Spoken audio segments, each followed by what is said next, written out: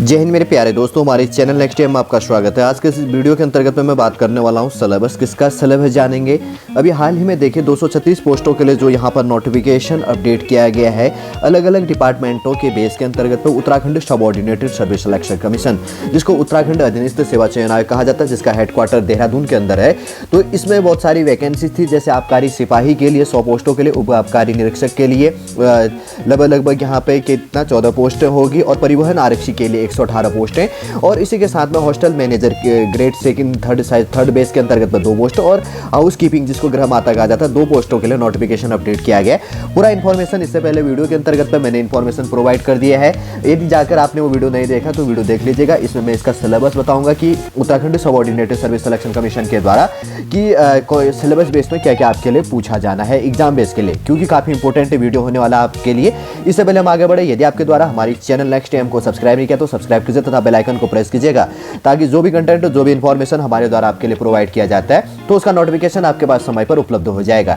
जो भी एग्जाम का आप प्रिपरेशन कर रहे हैं, सबसे पहले आपके लिए सिलेबस काफी इंपॉर्टेंट हो जाता है। पिछले वीडियो में कुछ चीजें छूट गई होंगी। फॉर्म फीस वैसे नॉर्मली रूप से 300 रुपए है अनरिजर्व कैटेगरी के लिए और अदर बैकवर्ड क्लास ओबीसी के लिए, शेड्यूल कास्ट, शेड्यूल ट्राइब और इकोनॉमिकल वीकर सेक्शन के लिए 150 रुपए है, और उसके बाद में दिव्यांग, उत्तराखंड के दिव्यांग अभ्यर्थियों के लिए 150 रुपए, और ऑर्फन अनाथ के लिए कोई फॉर्म फीस यहाँ पर पे नहीं करनी। ये चीज देख लिया होगा, और पहले वीडियो में जो भी फॉर्म भरने के लिए इंपॉर्टेंट इन्फॉर्मेशन था वो प्रोवाइड कर दिया गया।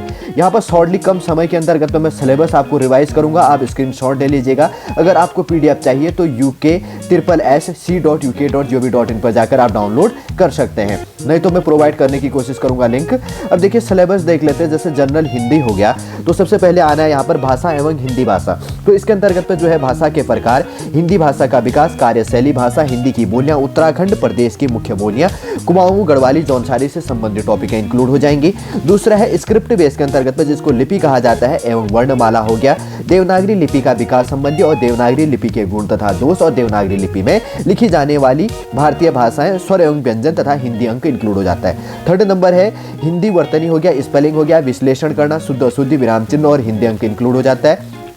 फोर्थ नंबर की बात करेंगे शब्द संरचना, जिसमें वर्ण, अक्षर, उपसर्ग, प्रत्यय, संज्ञा, सर्वनाम, विशेषण, क्रिया विशेषण, क्रियालिंग, वचन, पुरुष, कारक और काल इसमें इंक्लूड हो जाता है। 5 नंबर की बात की जाएगी शब्द भंडार हो गया, तत्सम, तद्भव, देशज हो गया, आगत हो गया, भारतीय एवं विदेशी भाषाओं से हिंदी में आए प्रचलित शब्द हो गया, एकार्थी और अनेकार्थी तथा विपरार्थी पर्यायवाची शब्द इंक्लूड हो जाएगा। 6 नंबर की बात करेंगे संधि हो गया, स्वर संधि और व्यंजन संधि। 7 नंबर की बात करेंगे वाक्य परिचय, जिसमें वाक्य की परिभाषा, वाक्य के प्रकार तथा वाक्य शुद्धि यहाँ पर इंक्लूड हो जाता है। 8 नंबर की बात करी जाएगी अलंकार हो गए, मुहावरा हो गया और लोकोक्तियां होगी, परिचय एवं वाक्य प्रयोग इसके साथ साथ में इंक्लूड हो जाता है। 9 नंबर का टॉपिक है पत्र लेखन हो गया, टिप्पण जिसे प्रारूपण हो गया, विज्ञप्ति होगी सरकारी एवं अर्ध सरकारी पत्र संबंधी। 10 नंबर का टॉपिक है जनसंचार एवं हिंदी कंप्यूटिंग बेस में, कंप्यूटर बेस से हो गया, संचार हो गया, मीडिया के विभिन्न माध्यम, समाचार पत्र, पत्रिकाएं, रेडियो, टीवी और दूरदर्शन संबंधी। 11 नंबर का पॉइंट है हिंदी कंप्यूटिंग फॉन्ट हो गया, टाइपिंग और पेज लेआउट संबंधी टॉपिक इसमें इंक्लूड हो जाता है। देखिए थोड़ा सा साहित्यिक बेस के अंतर्गत में इंक्लूड हो गया है उत्तराखंड राज्य एवं एनसीईआरटी की 12th मतलब 12वीं तक की कक्षाओं के पाठ्यक्रम के अनुसार थोड़ा सा इंक्लूड किया जाएगा। पद्य और गद्य के बेस के अंतर्गत, पद के बेस के अंतर्गत कबीर से पूछा जाएगा, सूर से तुलसीदास, मीरा, रसखान, जयशंकर प्रसाद निराला, सुमितानंदन पंत, माखनलाल चतुर्वेदी, मुक्तिबोध और मंगलेश डबराल और राजेश जोशी। फिर उसके बाद में गद्य की बात करेंगे तो राहुल सांसकीर्तन, हजारी प्रसाद द्विवेदी, प्रेमचंद, महादेवी वर्मा, शिवानी हो गया, पीताम्बर दत्त बर्थवाल हो गया, हरिशंकर परसाई हो गया, शैलेश मटियानी और मनोहर श्याम जोशी और मनु भंडारी और शेखर जोशी से यहाँ पर पूछा जाना। लगभग 13 टॉपिक है हिंदी ग्रामेटिकल बेस के अंतर्गत पे, कितने से क्या चीजें है ये आपने यहाँ पर समझ लिया होगा, क्योंकि थोड़ा सा यहाँ पर यही चीज है। फिर उसके बाद में देखिए दूसरा है रीजनिंग बेस के अंतर्गत आपको टॉपिक है इंक्लूड की गई है अशाब्दिक मानसिक योग्यता परीक्षा बेस के अंतर्गत में। जैसे पहला टॉपिक है दर्पण एवं जल प्रतिबिंब, श्रृंखला, सादृश्यता, वर्गीकरण, कागज मोड़ना, कागज काटना, आकृति निर्माण, आकृतियों की गिनती हो गया, सन्निहित आकृतियां होगी, आकृतियों की पूर्ति हो गया, आकृति आव्यूह हो गया और समरूप आकृतियों का समूहीकरण इंक्लूड हो जाता है। फिर उसके बाद में शाब्दिक मानसिक योग्यता परीक्षा बेस के अंतर्गत पे वर्णमाला परीक्षण, कूट लेखन और तथा कूटवाचन परीक्षण हो गया, भिन्नता की पहचान, सादृश्यता, श्रृंखला परीक्षण, क्रमबद्ध व्यवस्था परीक्षण, दिशा ज्ञान परीक्षण, अंक एवं समयक्रमण परीक्षण, निगमनात्मक परीक्षण हो गया, रक्त संबंधी परीक्षण हो गया, गणितीय चिन्हों को कृत्रिम स्वरूप प्रदान करना। फिर होगी धारणा परीक्षण। फिर 30 नंबर का है कथन एवं तर्क, फिर वर्गीकरण, क्लासिफिकेशन जिसको कहते हैं, आलेख वेन डायग्राम संबंधी, गणितीय संक्रियाएं, आब्यू मैट्रिक्स जिसको कहा जाता है, बैठक व्यवस्था, सिटिंग अरेंजमेंट जिसको कहा जाता है, आंकड़ों की पर्याप्तता टॉपिक, फिर इनपुट आउटपुट हो गया, कंप्यूटर से संबंधित इंक्लूड होता है, संख्या की एवं अवधि निर्माण, कैलेंडर हो गया, कथन निष्कर्षण एवं निर्णय, न्याय निगमन हो गया, पहली निरीक्षण, समस्या समाधान, सामाजिक बुद्धि, शब्द निर्माण और लिपिकीय अभिक्षमता इसके साथ साथ में इंक्लूड हो जाता है रीजनिंग बेस के अंतर्गत पे।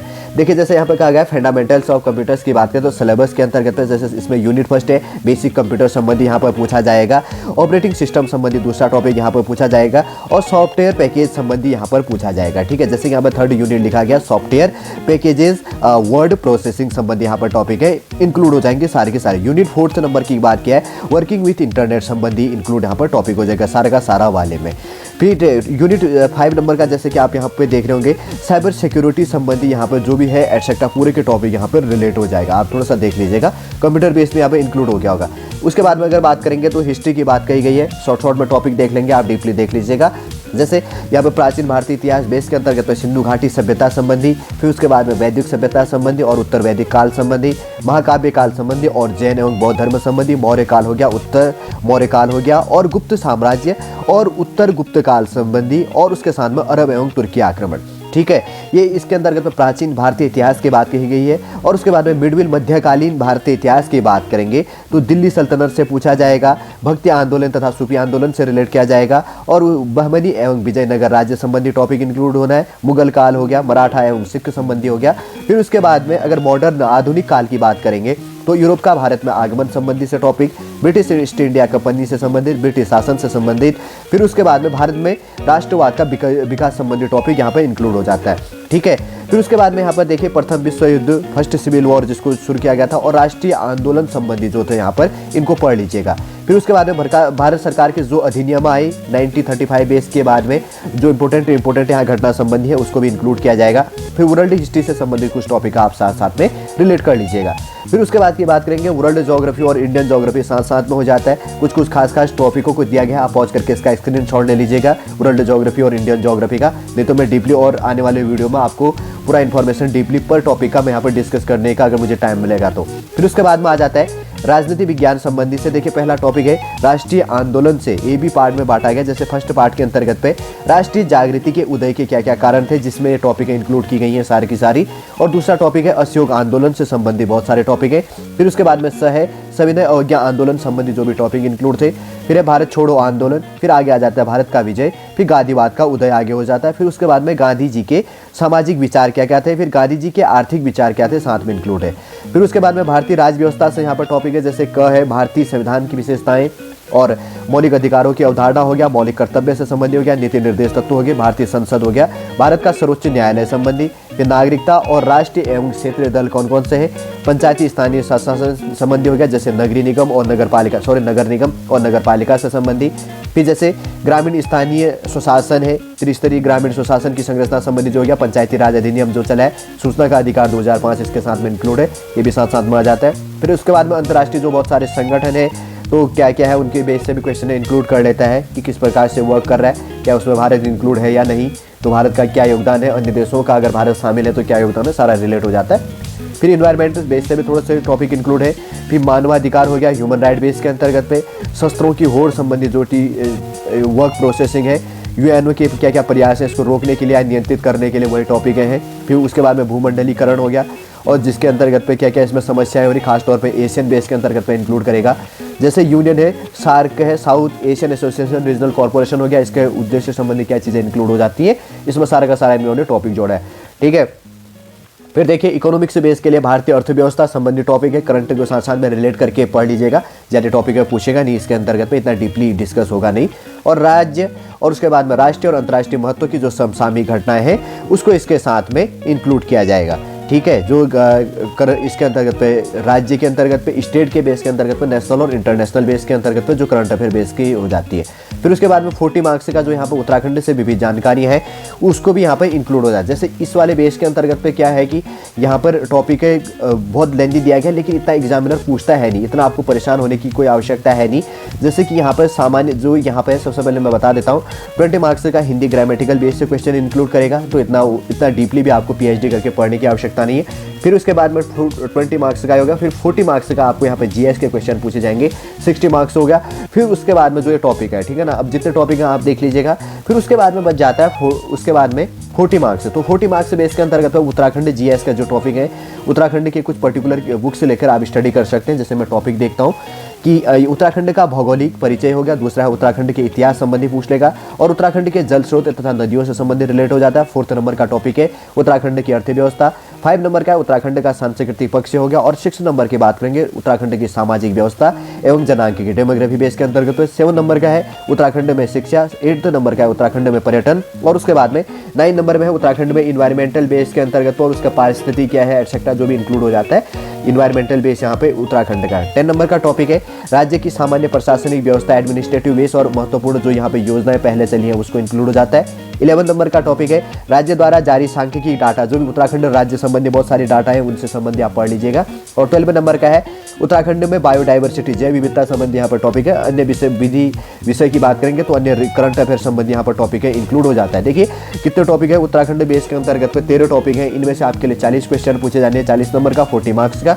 और इसके अंतर्गत पे इकोनॉमिक्स से देखिए एक टॉपिक आएगा, नेशनल, इंटरनेशनल और करंट अफेयर के कुछ टॉपिक है इंक्लूड की जाएंगी। इकोनॉमिक्स से कुछ टॉपिक आनी है। फिर उसके बाद में पॉलिटिकल साइंस से और इंटरनेशनल रिलेशन से संबंधित टॉपिक इंक्लूड हो जानी है, जिसके कि आप देख रहे होंगे यहाँ पे। फिर उसके बाद में यहाँ पर आ जाता है पॉलिटिकल साइंस, जैसे हमने देख लिया। फिर उसके बाद में वर्ल्ड और इंडियन ज्योग्राफी के कुछ टॉपिक इंक्लूड हो जानी है। फिर उसके बाद में यहाँ पर वर्ल्ड हिस्ट्री हो गया और इंडियन हिस्ट्री के टॉपिक रिलेट हो जानी है साथ साथ में वाले में। फिर उसके बाद में यहाँ पर कंप्यूटर के टॉपिक इंक्लूड होनी है।